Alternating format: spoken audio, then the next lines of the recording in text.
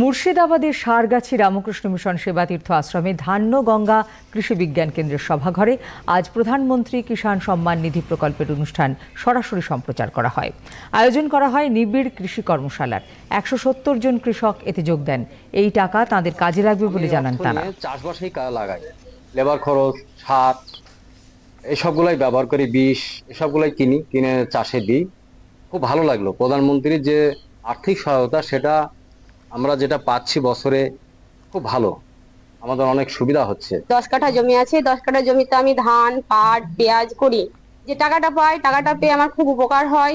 শ্রদ্ধা না থাকে অপরকে ছোট করো, কিন্তু আধার নাম্বার দেওয়া আছে আপনার স্বামী, কারণ স্বামী হচ্ছে ফার্স্ট কৃষ্ণ মিশন আশ্রমের। সরকার থেকে যে টাকা অনুদান হিসাবে মনে করছেন, এই অনুদান শুধু অনুদান হিসাবে দেখাটা উচিত নয়।